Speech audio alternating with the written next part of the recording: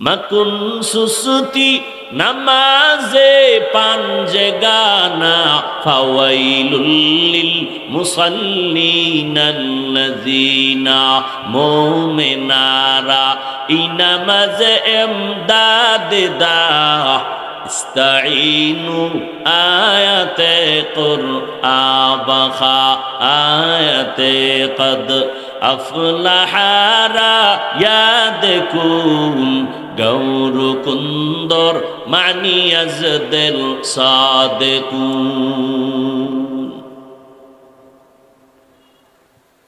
নামাজ লাগবে নি? একদল নামাজের ব্যাপারে আল্লাহ নামাজির ব্যাপারে ঘোষণা দিছে বিনা হিসাবে জান্নাতি। আবার আর আয়াতুল্লাহির মধ্যে আল্লাহ বলেন নামাজি মুসল্লির জন্য ওয়াইল নামক জাহান্নাম।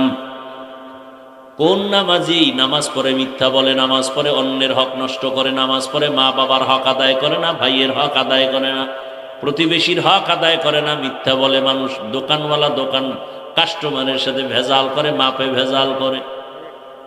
ওয়াইলুল লিল মুতাফফিফিন, ওয়াইল নামক জাহান্নাম। ব্যবসায় যারা মাপে ভেজাল করে তাদের জন্য ওয়াইল নামক জাহান্নাম।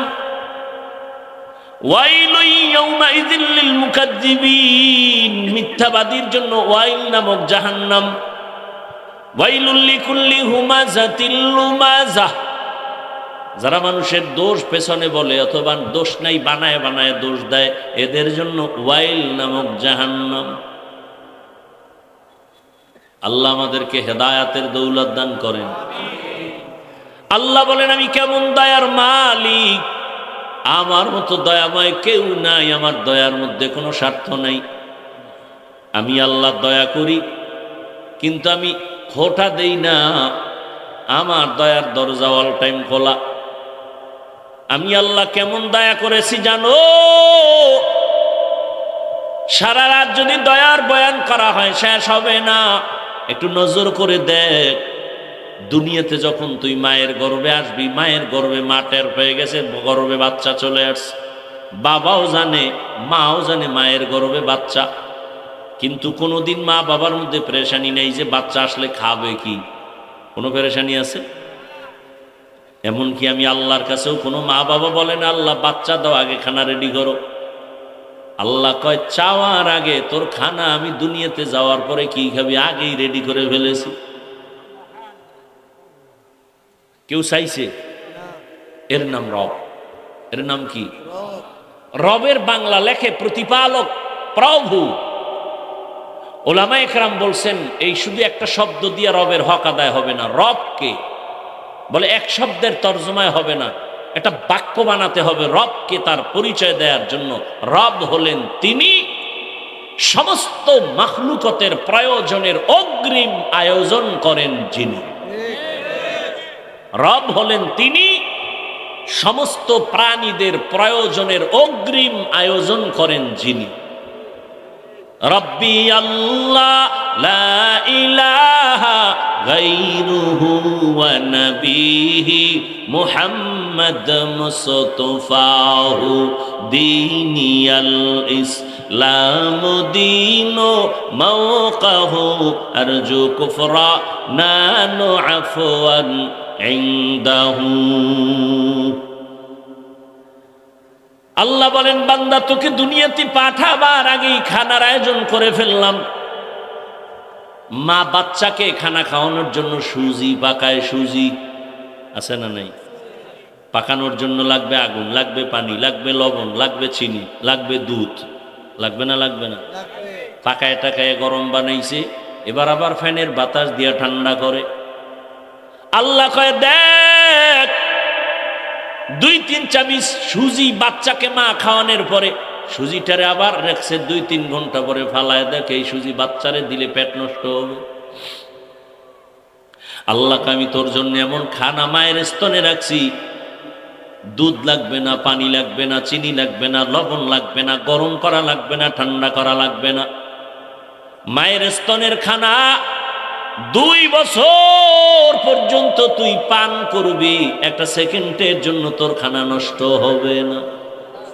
কাদের কুদরত দারি বারকামাল আন্তা রব্বি আন্তা হাসবি জুল জালাল তুহি কাদের জলিলুল্লাহ জাহাদার বহর হালে তুহি মেরা নিগাহদার। আল্লাহ কত দয়া করেছেন, এইভাবে সারা রাত বললেও শেষ করা যাবে না। আল্লাহ কয় এত দয়া করলাম, সূর্য তোর জন্য গোলাম বানায় দিলাম, পানি তোর গোলাম, আসমান গোলাম, জমিন তোর গোলাম, বাতাসটাও তোর গোলাম, দুনিয়াতে যা দেখো সব তোর গোলাম, সব সব তোর, তোর আমার কিচ্ছু না। তা আমার কি? তুই আমার। قال رسول الله صلى الله عليه وآله وسلم الدنيا خلقت لكم وأنكم خلقتم للآخرة। রহমতের নবী বলেন, দুনিয়া তোমার গোলাম বানায় দিছেন, তোমাকে আল্লাহর গোলাম বানায় দিছেন। দুনিয়ার সব তোমার আলাম, তোমার আমার গোলাম, তুমি আমি কার গোলাম? এটাই নিয়ম, গোলাম মালিক রে খুঁজবে। দুনিয়া তোমারে আমারে খুঁজবে, টাকা তোমাকে আমাকে খুঁজবে, তুমি আমি শুধু আল্লাহকে খুঁজবো। কারণ এটা উল্টো হয়ে গেছে, আমরা দুনিয়া খুঁজি, আল্লাহ আমগো খুঁজে। কি? আমরা দুনিয়া খুঁজি, টাকা টাকা, নামাজে দাঁড়ায় টাকা, ক্ষমতা ক্ষমতা ক্ষমতা, নামাজে দাঁড়ায়ও ক্ষমতা, জীবনে টুপি পরে না, নির্বাচনের ভাব লাগছে তো টুপি ঠেসে ঠেসে মাথায় দিছে। এরা ধর্ম ব্যবসায়ী। যারা সব সময় টুপি দেয় তারা ধার্মিক, আর যারা দুনিয়া পাওয়ার জন্য টুপি পরে মসজিদে যায় এরা ধর্ম ব্যবসায়ী। আর ও সমস্ত চোর এরা বলে আমরা নাকি ধর্ম ব্যবসায়ী। বলে রাজনীতির মধ্যে ধর্মকে টানবেন না। আমগো ইসলাম ধর্ম তো এমন না যে রাজনীতি আলাদা ধর্ম আলাদা। আমাদের ইসলাম তো এমন ইসলাম যে ইসলাম মানি হলো রাজনীতি, ইসলাম মানি হলো অর্থনীতি, ইসলাম মানি হলো পরিবার নীতি, ইসলাম মানি হলো সমাজনীতি। আমাদেরটা আলাদা না। সূর্যের সাথে আলোটা যেমন লাগানো, ফুলের সাথে ঘ্রাণ যেমন লাগানো, পৃথিবীর সমস্ত নীতির থেকে শ্রেষ্ঠ নীতি ইসলামের সাথে লাগানো। ফুলের থেকে ঘেরান আলাদা হলে ফুলের যেমন কোনো মূল্য থাকে না। নীতি আদর্শ থেকে যখন যে নীতি হোক, সমাজনীতি, পৌরনীতি, অর্থনীতি, পরিবার নীতি, রাষ্ট্রনীতি, রাজনীতি, এখান থেকে যদি ইসলাম আলাদা করো, ফুলের মতো ঘেরান আলাদা হলে যেমন ফুল থাকে না,